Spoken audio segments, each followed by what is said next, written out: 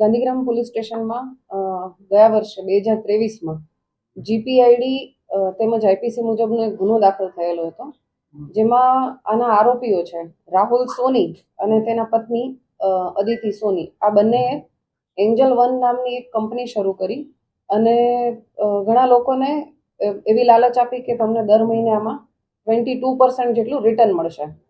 તો આના વાતમાં આવી અને ઘણા બધા લોકોએ એમાં પૈસાનું રોકાણ કર્યું અને 5-6 મહિના પછી આ જે કંપનીના જે માલિકો છે રાહુલ સોની અને અદિતિ સોની એ જગ્યા છોડી અને જતા રહેલા હતા. અને આ જે ડિપોઝિટર્સ છે જેટલા એ લોકોને પાછળથી એમણે જે પણ રોકાણ કરેલું હતું જે પૈસાનું એ મૂડી કે પછી એનું 22% એવું કાંઈ પણ એમને મળેલ નહોતું, જેથી ગયા વર્ષે એમણે આ બાબતે ફરિયાદ નોંધાવી હતી અને એના માટે અમારી ટીમ કાર્યરત હતી. પરંતુ આ બંને વ્યક્તિઓ જે તે ટાઈમે પહોંચની બહાર હતા. પરંતુ તાજેતરમાં જ અમારી ગાંધીગ્રામ પોલીસ સ્ટેશનની ટીમ તેમજ ડીસીબીની ટીમ બંને દ્વારા મળી અને આ જે આરોપીઓ છે એને ટ્રેક કરી અને એમને પકડી પાડવામાં આવેલા છે. આ જે આરોપીઓ છે એમણે અત્યાર સુધી અમારી પાસે જે માહિતી આવી છે એ પ્રમાણે 103 જેટલા લોકો છે જેની સાથે આ ફ્રોડ કર્યું છે. એની ટોટલ અમાઉન્ટ 3 કરોડ જેટલી થાય છે. આટલું ફ્રોડ કરેલું છે. હજી પણ અમે મીડિયાના માધ્યમથી તમામને જાણ કરવા માંગીએ છીએ કે જે આ એન્જલ વન જે કંપની આ લોકોએ બનાવી હતી રાહુલ સોની અને અદિતિ સોનીએ, આના જે પણ ભોગ બનનાર હોય હાલ એની તપાસ અમારી પાસે ચાલુ છે. તો જે પણ ભોગ બનનાર છે એ ગાંધીગ્રામ પોલીસ સ્ટેશનનો સંપર્ક કરે અને પોતાની વિગતો આપે, જેથી અમે આની વિગતવાર તપાસ કરી શકીએ.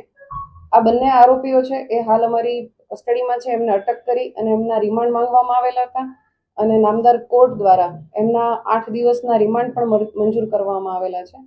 અને વિગતવારની તપાસ હવે જે આરોપીઓ છે એમની પૂછપરછ સાથે વિગતવારની તપાસ ચાલુ છે. આરોપીઓ જે છે બંને એને કર્ણાટક ખાતેથી પકડવામાં આવેલા છે.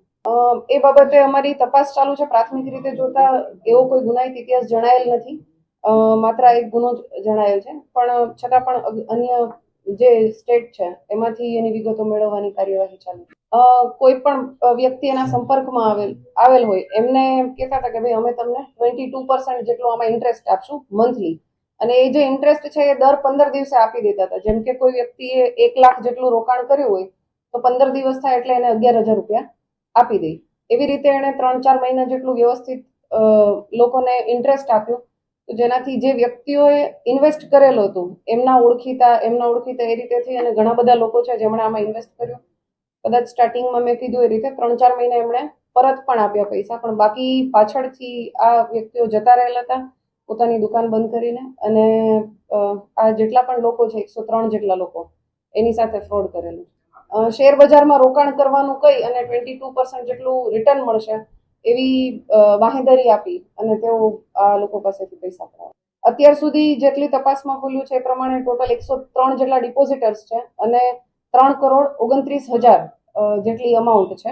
હજી અમારી પાસે રોજે લોકો આવી રહ્યા છે એટલે આ અમાઉન્ટમાં વધારો થવાની શક્યતા છે. ડિપોઝિટર્સ જે ભોગ બનનાર છે એમાં પણ ઘણો વધારો થાય એવી અમે એક્સપેક્ટ કરીએ છીએ.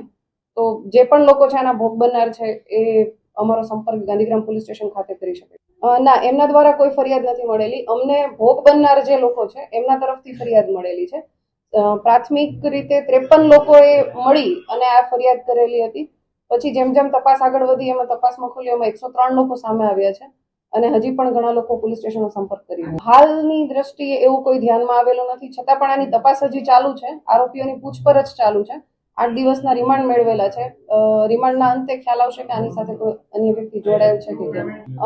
ના, એ કેશ ડિપોઝિટ નતા લેતા. એ બેંકમાં અમુક જે અમાઉન્ટ છે બેંકમાં લેતા હતા, ચેક થ્રુ લેતા હતા, અધરવાઇઝ ઓનલાઈન ટ્રાન્ઝેક્શન થ્રુ લેતા હતા અને ઘણા કેશમાં લેતા હતા. અલગ અલગ રીતે, કોઈ સ્પેસિફિક મોડ નથી. એમણે આજ પોલીસ સ્ટેશન વિસ્તારમાં જ વેસ્ટગેટ કરીને કોમ્પ્લેક્સ છે એમાં એમણે ઓફિસ ખોલેલી હતી. એ લોકો જે કરતા હતા એ બાબતેની તપાસ હવે આરોપીઓની પૂછપરછ થઈ રહી છે. તો એ બાબતે આરોપીઓ તરફથી માહિતી મળશે કે એ લોકો ક્યાંય રોકતા હતા કે કેમ અને કઈ રીતે આ લોકોને જે 3-4 મહિને એમણે રિટર્ન આપ્યું છે તો કઈ રીતે રિટર્ન આપેલું છે એ બાબતે એમની તપાસ ચાલુ છે.